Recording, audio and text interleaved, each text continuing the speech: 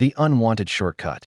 For as long as I've owned my small farm on the edge of the county, I've dealt with one constant nuisance, the HOA from the neighboring subdivision.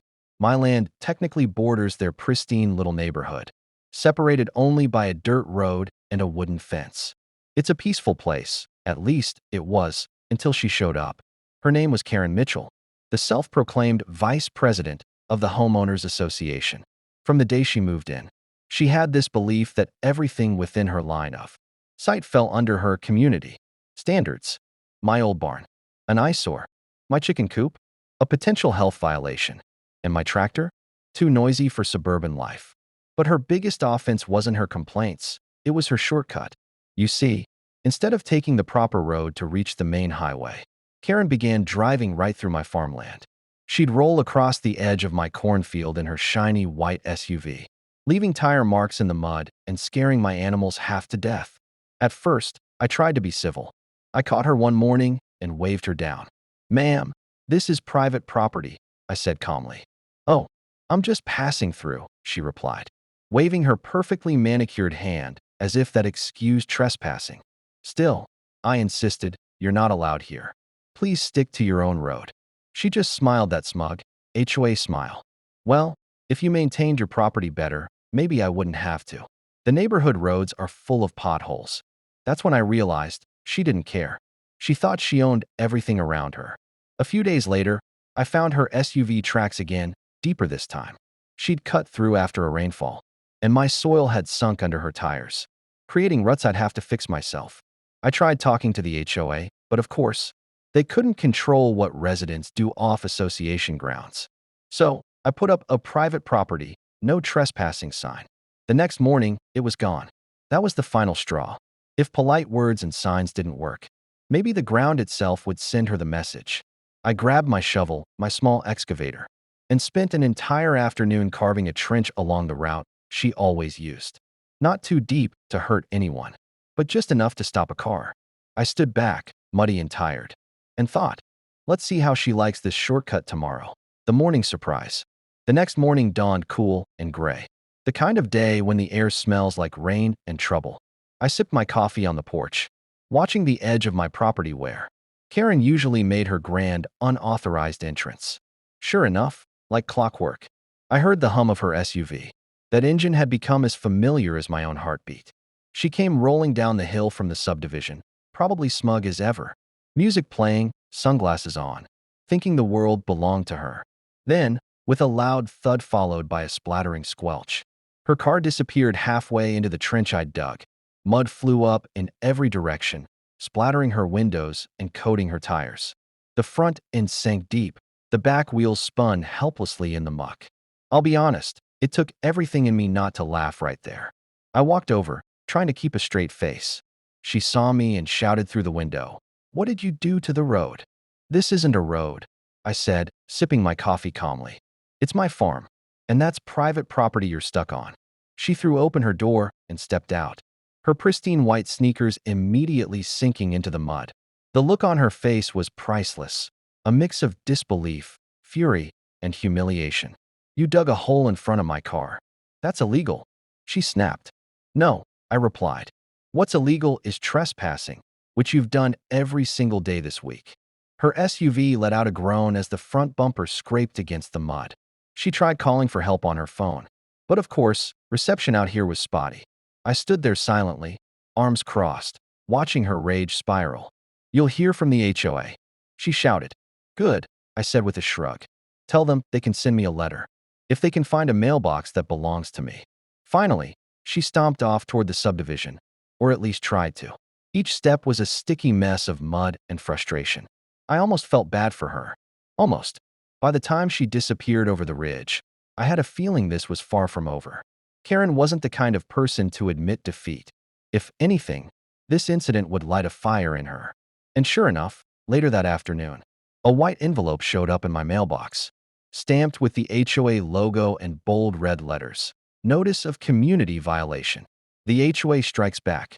When I opened that envelope, I nearly laughed out loud. The notice of community violation claimed that my trench posed a safety hazard to residents and disrupted the visual harmony of the neighborhood. Visual harmony. On my farm, the HOA had officially lost its mind. Still, I decided to play it smart. I called their office number and got connected to Karen herself, because of course, she was handling the matter personally.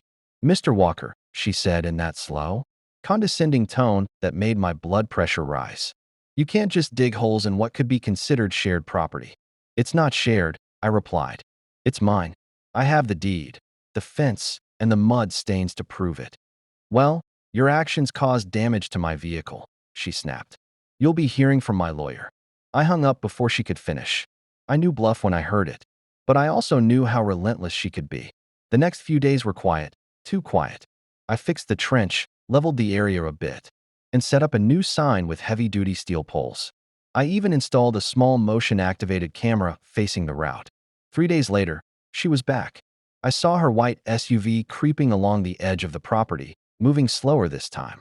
Maybe she thought I'd filled the trench, and that her authority had scared me into compliance. She was wrong.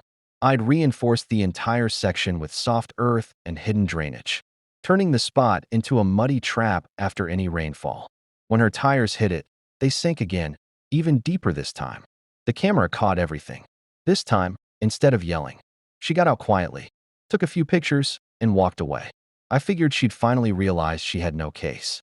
But the next morning, 2 county inspectors showed up at my gate.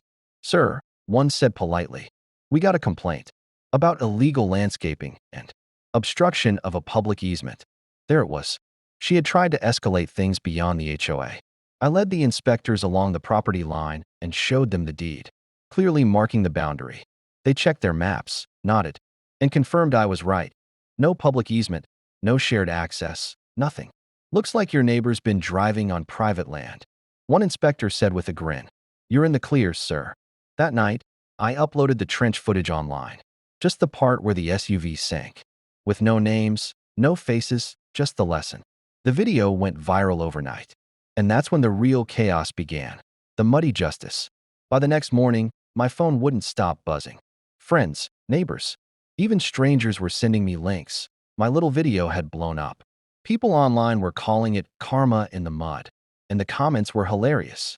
Some said, "Play stupid games, win muddy prizes." Others called it the greatest HOA takedown ever. At first, I felt a bit guilty. I hadn't meant to humiliate Karen, just to stop her from destroying my property. But the more I read, the more I realized how many people had dealt with their own HOA Karens.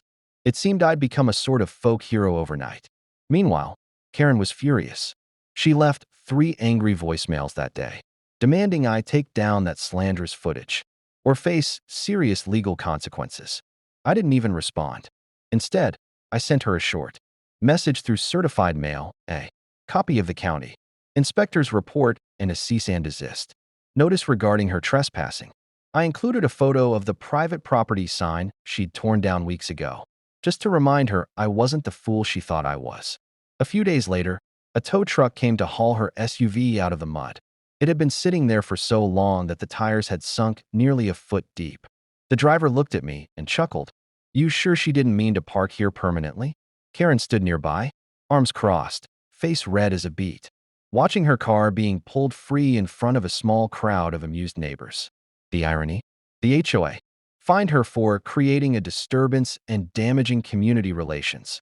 After that day, she stopped driving through my property. In fact, she barely looked my way again. The HOA even put out a new policy, reminding residents to respect private property boundaries. I guess my trench did more than just catch a car. It caught their attention, too. As for me, life went back to normal.